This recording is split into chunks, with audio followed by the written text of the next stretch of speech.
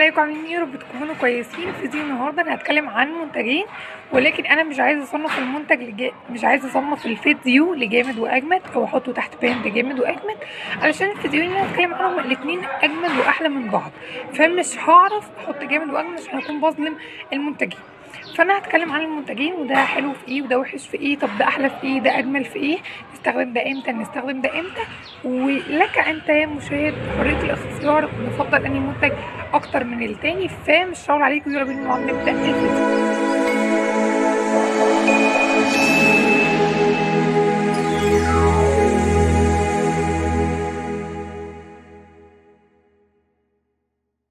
منهم فانا الاتنين كنت متكلمه عنهم بادق تفاصيلهم في كل واحد في الفيديو بتاعه. اول حاجه هتكلم عنه هو اظرف والطف واجمل مرطب انت ممكن تستخدميه للبشره في فصل الشتاء، هو مويستون. مرطب هائل غني عن التعريف، ممكن يكون تقيل شويه على اغلب البشرات، بس تقوله ما بيسببلكيش حاجه، او تقوله معايا انا كبشره دهنيه مايله للاختلاط ما سببليش حاجه، بالعكس هو بيرطب ترطيب قوي جدا. فانا بحبه او بفضله في فصل الشتاء، بس في فصل الصيف بيكون صعب لان طبعا بيبوظ الدنيا خالص في وشي. فبحبه في فصل الشتاء، وعلشان هو تقيل فممكن تاخدي منه حاجه بسيطه جدا ترطبي بيها بشرتك، هيهدي كده بشرتك ويخليها منعنشه ويرطبها ترطيب قوي ولذيذ في نفس الوقت. وهو بتاع سيكتور ده بقى اتحف منه ليه؟ مش معنى كده ان التاني وحش، لا خالص، التاني جميل ولكن في فصل الشتاء بس.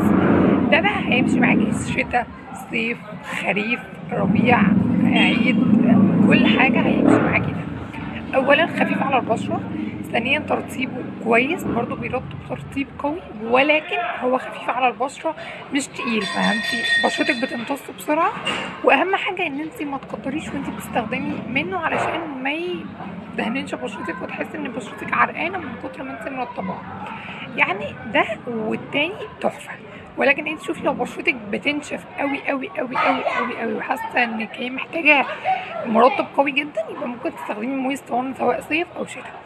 لكن لو حاسه ان بشرتك بتنشف في اوقات معينه ممكن نستخدم مويستون في الاوقات دي، ونستخدم سيكتور في الاوقات كميتهم كويسه. فده معاكي 100 مش عارفه 120 مللي، وده 100 جرام، الاثنين كويسين، مش هيخلصوا معاكي بسرعه، يعني ده اللي قاعد معايا كتير قوي، وده اكتر منه. يعني ده ممكن اقول لكم داخل في سنه مثلا ولا حاجه، انا بستخدم منه سنه صغيره جدا سواء في الشتاء، ولو في الصيف عايزه ارطب بيه بمشيه يعني عادي، اصل لو ما عنديش يعني اقف مش ارطب بشرتي اكيد لا، يعني برطب اي حاجه، فبمشيه صيف وشتاء، ولكن حاجات بسيطه عشان هو تقيل على البشره الدهنيه بالذات في فصل الصيف.